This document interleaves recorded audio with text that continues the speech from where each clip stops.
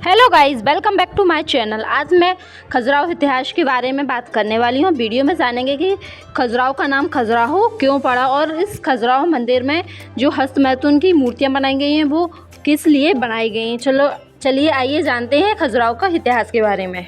अगर आप मेरे चैनल पर नए हैं तो मेरे चैनल को सब्सक्राइब कीजिए और बेल आइकन को प्रेस कीजिए जिससे आने वाला नोटिफिकेशन आपको मिल सके। खजुराहो मंदिर में जाने के लिए आपको ओनली 35 रुपीज़ का टिकट कटवाना होता है, क्योंकि खजुराहो मंदिर भारत का पर्यटन स्थल है। यह मध्य प्रदेश के छतरपुर जिले में स्थित काफ़ी प्राचीन मंदिर है और इसे विश्व धरोहर में शामिल किया गया है। देखिए यहाँ पर एक तालाब भी बना हुआ है, इसे तट झील भी कहा जाता है।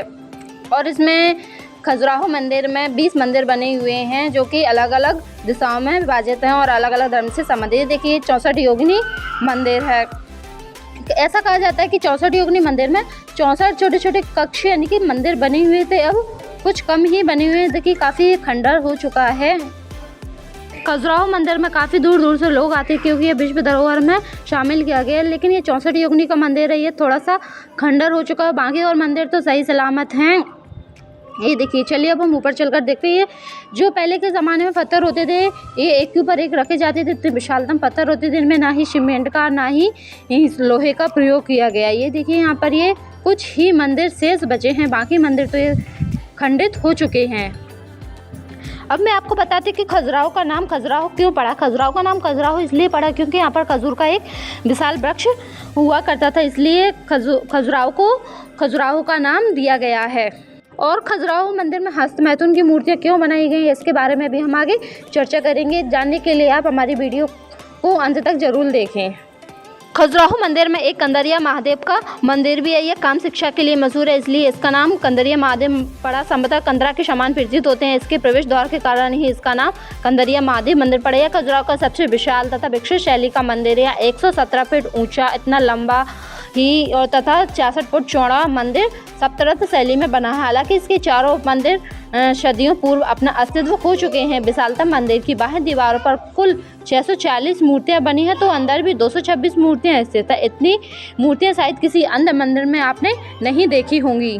और खजुराहो मंदिर का निर्माण चंदेल राजवंश के दौरान किया गया था, जो 950 और 1050 के बीच अपनी चरम सीमा पर पहुंच गया था। केवल खजुराहो में 20 मंदिर ही शेष बचे हैं। वे अलग अलग समूह में आते हैं। दो अलग अलग धर्मों से संबंधित है, एक हिंदू धर्म से संबंधित और दूसरा जैन धर्म से संबंधित। यह वास्तुकला और मूर्तिकला के बीच एक आदर्श संतुलन बनाते हैं। अब चलिए हम जगदम्बी मंदिर में प्रवेश करते हैं। जगदम्बी मंदिर, यहाँ पर कई कामसूत्रों की मूर्तियाँ भी बनाई गई हैं। मंदिर बहुत ही आकर्षित है। एक बार आप खजुराहो ज़रूर आए और इन मूर्तियों को देखना ना भूलें। ये बहुत ही आकर्षित मंदिर है, ये बहुत ही अच्छा लगता है। यहाँ पर ये काफ़ी ऊंचाई पर बना हुआ है, यहाँ पर काफ़ी लोग आते हैं।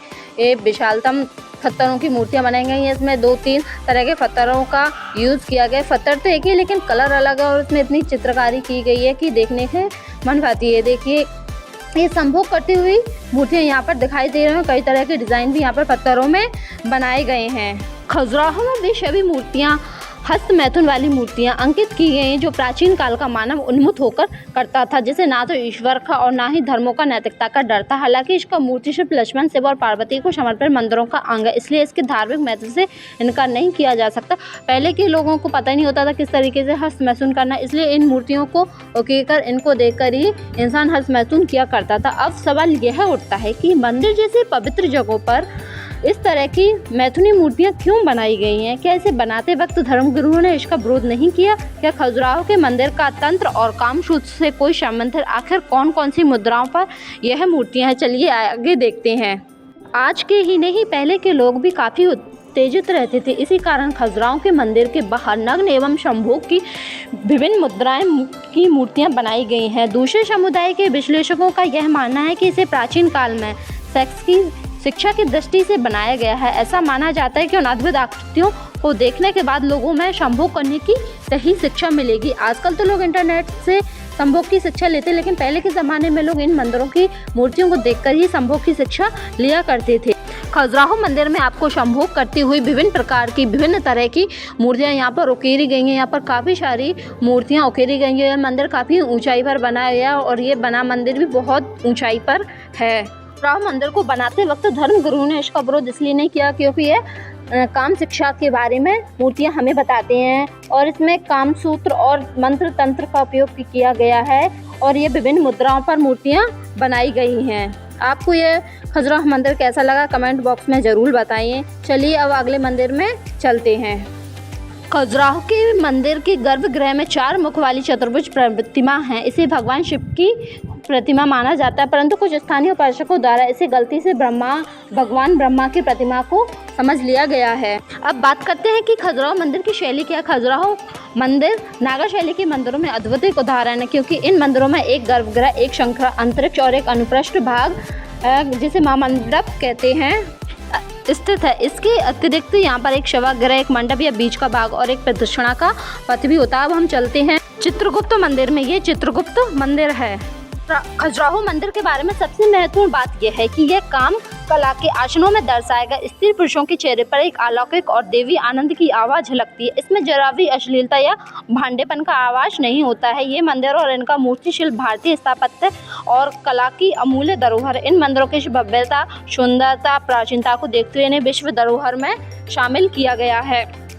खजुराहो में सभी मैथुनी मूर्तियां अंकित की गई जो प्राचीन काल का मानव उन्मुक्त होकर करता था, जिसे ना तो ईश्वर का ही ना ही धर्मों की नैतिकता का डर था। अब हम विश्वनाथ मंदिर और नंदी मंदिर में चलते हैं। एक साइड विश्वनाथ भगवान की मूर्ति और एक साइड नंदी जी की मूर्ति यहाँ पर रखी गई है। देखिए कितना काफ़ी विशाल हाथी की मूर्तियाँ यहाँ पर बनी गई। ये जो सीढ़ियाँ, ये काफ़ी ऊंची ऊंची सीढ़ियाँ बनाई गई है। देखिए इतना विशाल नंदी, एक इतना बड़ा नंदी जी का मंदिर है। ये नंदी जी की मूर्ति भी कितनी भारी है। ये देखिए इस मंदिर के बाहर गणेश जी की प्रतिमाएं बनाई गई हैं, जो कि भगवान शिव के बेटे गणेश जी को समर्पित की गई हैं। खजुराहो का जो मंदिर है पिरामिड शैली में बना हुआ है। इस मंदिर की शिल्प रचना एकदम साधारण है। गर्भगृह में करीब 2.5 मीटर ऊंचा और 1 मीटर व्यास का एक शिवलिंग है। मंदिर परिसर में इस विशाल उद्यान में ऊंचे शिखर वाले कई मंदिर हैं। सभी ऊंचे चबूतरे पर बने हुए हैं। जितने भी चबूतरे हैं सभी बहुत ऊंची ऊंची चबूतरे बने हुए। इन चबूतरों पर ये मंदिर बने हुए हैं। भगवान शिव के इस मंदिर को ही विश्वनाथ मंदिर कहा गया है। इसी के जस्ट सामने ही ये नंदी भी स्थापित किए गए हैं।